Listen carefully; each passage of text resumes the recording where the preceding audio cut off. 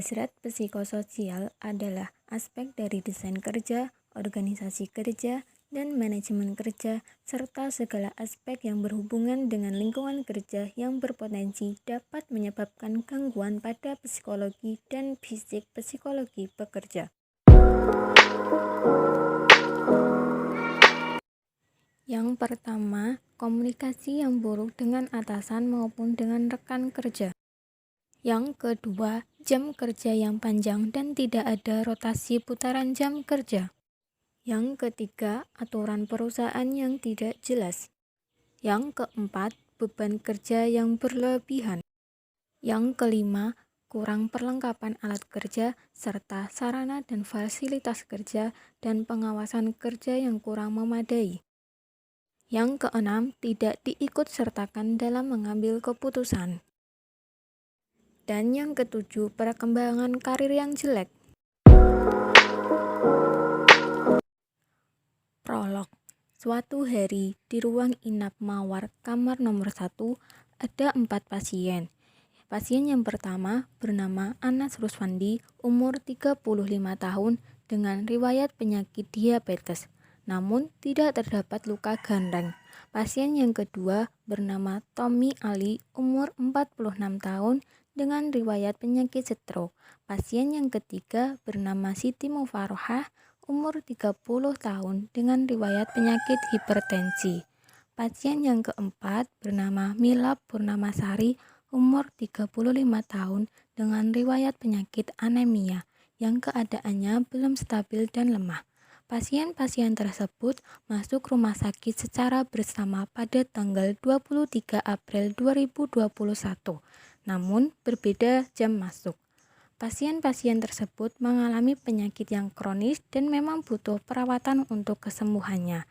Di pagi hari, perawat shift pagi atau perawat 1 dan 2 sedang melaksanakan tugasnya untuk merawat pasien tersebut.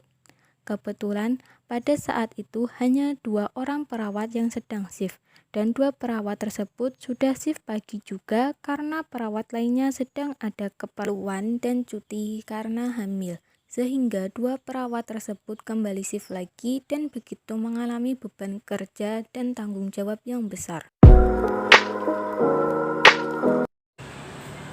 Hari ini kita hanya berdua untuk menjaga pasien-pasien yang dirawat.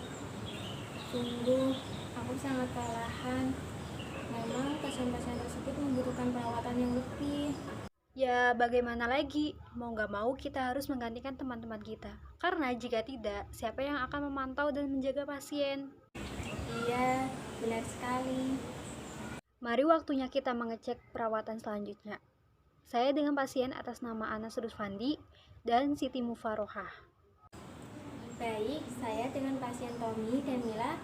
Mari kita ke kamar pasien.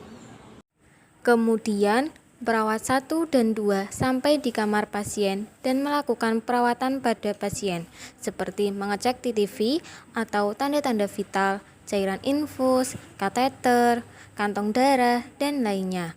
Perawat melakukan perawatannya baik meski keadaan mereka kelelahan karena 2 kali shift pagi dan siang. Perawat 1 dan 2 menyapa pasien-pasien dan keluarganya. Kemudian, perawat melakukan perawatan sesuai prosedur. Setelah beberapa menit kemudian, perawat 2 sudah menyelesaikan tugasnya dengan baik dan sesuai, dan perawat 1 masih melakukan tugasnya. Kemudian, datang cleaning service untuk membersihkan ruangan. Cleaning service membersihkan ruangan dalam dan membuang sampah. Permisi Mbak, saya akan membersihkan ruangan ini. Iya, silakan Bu.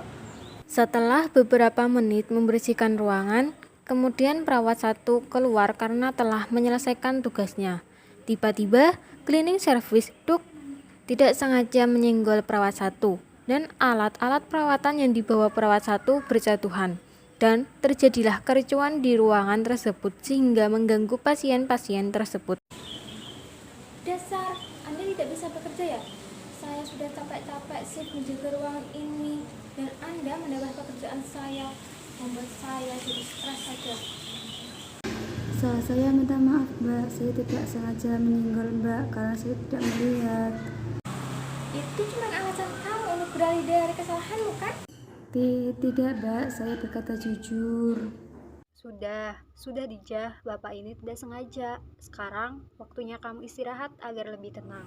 Setelah itu, kericuhan dapat diredam. Perawat 1 beristirahat dan cleaning service kembali melanjutkan pekerjaannya. Beberapa jam kemudian, keluarga pasien 2 ke kamar mandi karena ingin buang air kecil. Tiba-tiba, pasien yang didampingi keluarga pasien 2 terjatuh dari tempat tidurnya karena keluarga pasien 2 lupa memasangkan lagi pembatas. Kemudian, karena semua panik, keluarga pasien 3 buru-buru memanggil istri pasien di kamar mandi tersebut dan segera ke stasiun untuk memanggil perawat karena takut terjadi sesuatu. Astagfirullah. Ya Allah, Bapak, tunggu sebentar, saya panggil istri Bapak dulu. Mbak, suami Mbak terjatuh dari tempat tidurnya, cepetan keluar. Astagfirullah, Bapak. Sebentar, Mbak, saya panggil perawat dulu. Mbak, minta tolong, ada pasien terjatuh dari tempat tidurnya. Saya takut terjadi apa-apa dengan pasien tersebut. Astagfirullah, ada apa lagi sih? Sudah, mari kita ke sana. Ya ampun, kenapa ini bisa terjadi?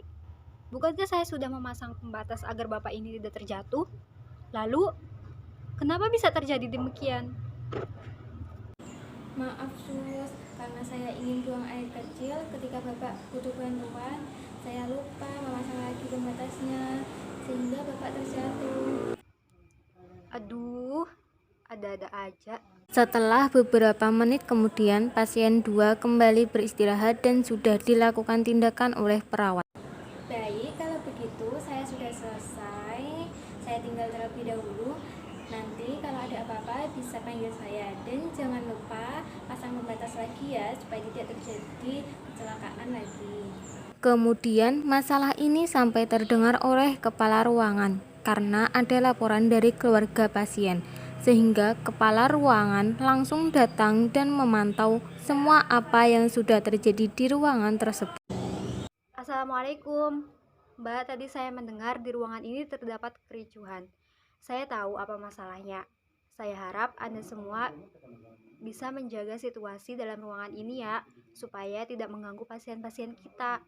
Maaf Bu, sebenarnya masalahnya hanya sepele, namun karena kami kelelahan, kami tidak bisa mengontrol emosi kami. Saya tahu kalian begitu kelelahan karena menjaga 2 shift. Namun, saya minta terhadap kalian untuk mengontrol emosi bagaimanapun kondisi kalian ya. Saya berjanji akan membereskan semua masalah dengan baik, mengatur dan memantau lagi kinerja perawat-perawat di sini agar tidak terdampak pada kalian dan lingkungan sekitar. Baik Bu, terima kasih atas masukannya. Kami berjanji tidak akan mengulangi lagi dan akan mengembalikan kondisinya seperti semula. Terima kasih Bu.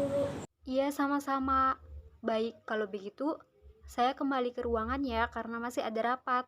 Selamat siang. Wassalamualaikum. Ya Bu, selamat siang. Wassalamualaikum warahmatullahi wabarakatuh. Kemudian, ruangan kembali kondusif dan perawatan untuk pasien dilakukan dengan baik. Hubungan antar perawat, pasien, dan keluarga kembali terjalin.